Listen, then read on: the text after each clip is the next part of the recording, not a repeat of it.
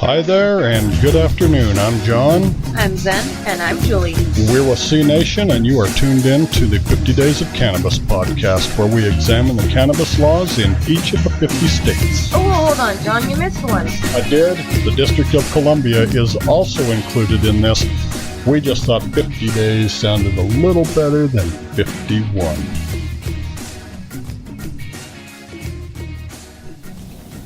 Today is June 25th, 2017, and we're looking at the cannabis laws in Maryland. The old line state has decriminalized the possession of small amount of cannabis for personal use. However, its laws for a larger amount is more harsh on cannabis offenders, and they're charged at a felony level. Well, what's the personal use in Maryland? The possession of 10 grams or less is a civil infraction in Maryland. Carries no potential for incarceration and includes a $100 fine. That's not bad, but the fine. No, not too bad. Hey, mind if I jump in here and talk about something that I've been thinking about lately? We take for granted a lot of this conversation about cannabis, some of the slang that we use, some of the, just the jargon of the industry because we're pretty familiar with it. But I've been thinking that maybe not all of our listeners are necessarily totally in tune and up to speed with what these things mean. And I've been thinking a lot lately about weight, about the size, about the volume. What does it really mean? What's a gram? What's a quarter ounce? What's a half ounce? What's a quarter pound? These types of things. And it may not be really obvious. So I want to talk about this 10 grams specifically, since that's a law in Maryland. Reach into your pocket and pull out all your spare change and grab 2 nickels. 2 nickels weighs 10 grams. So the weight of those nickels in your hand, anything heavier than that in the way of cannabis, can have you actually in potentially real trouble with law enforcement in Maryland. So I just wanted to put that in perspective. So carry on, Zen. All right, so possession of more than those 10 grams, but less than 50 pounds, is a misdemeanor charge, punishable up to a year in jail and a maximum fine of $1,000. Well, hold on. Did you say 50 pounds? Yep. Oh, wow. Between 10 grams and 50 pounds. Wow. Is a misdemeanor. So 1 year in jail, maximum $1,000 fine. Between 2 nickels and 4,480 nickels? Yes. So, possession of more than 50 pounds is a felony punishable by a minimum mandatory sentence of 5 years. No possibility of parole, and maximum fine of $100,000. Wow. Yeah, I'll tell you what, if you feel like rolling around Maryland with a fair amount of weight looking to get caught, misdemeanor charge for under 50 pounds isn't too bad. But they do have a very serious law in their books that comes with a fine of up to $1 million, and this is their drug kingpin law. For these larger operations, these 50 pounds and more, where they can charge you at the felony level, Maryland has a drug kingpin law on their books. If they can identify the person or persons that are really running these operations, whether they're financing them, whether they are, actively managing those day-to-day operations, even if they own the land and they've put it up for this cannabis to be grown on, Maryland will charge these individuals with their drug kingpin laws, and that comes with a prison sentence of up to 20 years in prison, not to exceed 40, and this potential fine of $1 million. And they're pretty serious about that. How many nickels is that? Oh, $1 million is 20 million nickels. Thanks for asking. Wow. Well, I do got a question. What if I'm Dr. Kingpin? Dr. Kingpin, I guess you're talking about the medical cannabis laws in Maryland? Yes, I am. Okay. Maryland has a medical cannabis program that is almost non-existent. The laws have been on their books since 2014, but they really have not made much headway and have not put much of a program together. Registered medical cannabis patients in Maryland may keep a 30-day supply on hand, but even that 30 days is pretty ill-defined. But there's one part of their medical law that we have to highlight here and we need to talk about, and it is this: cannabis in edible forms is not permitted by law. Wow. Why? Right.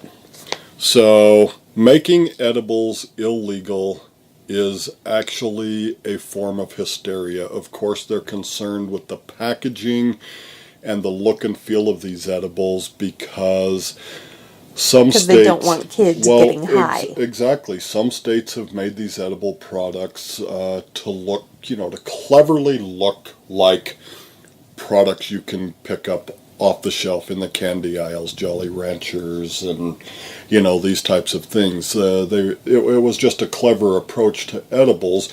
Of course, children weren't allowed into the dispensaries to buy edibles, so the people making those really thought, well, adults are not going to confuse these. But of course, that's what informs these jurisdictions like the state of Maryland to make edibles illegal. But from a medical perspective, this is what really needs to be considered. There are far too many medical cannabis patients who either cannot or simply will not inhale cannabis smoke.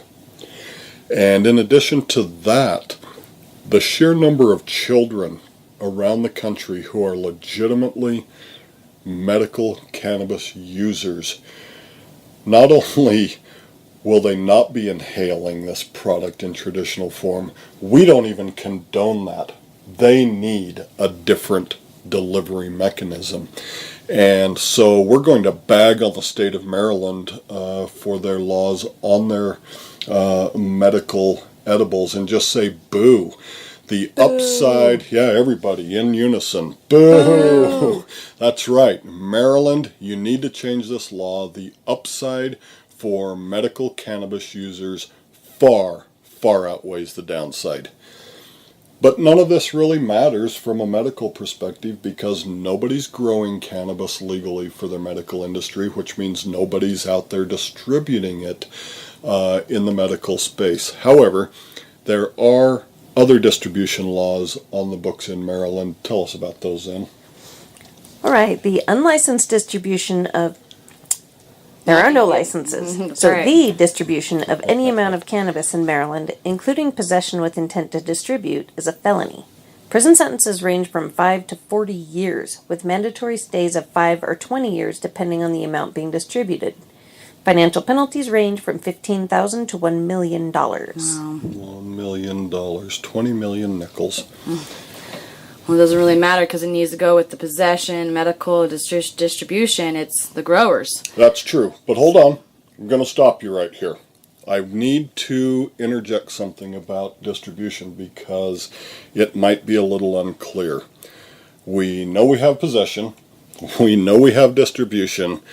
But here's this middle charge that says intent to distribute.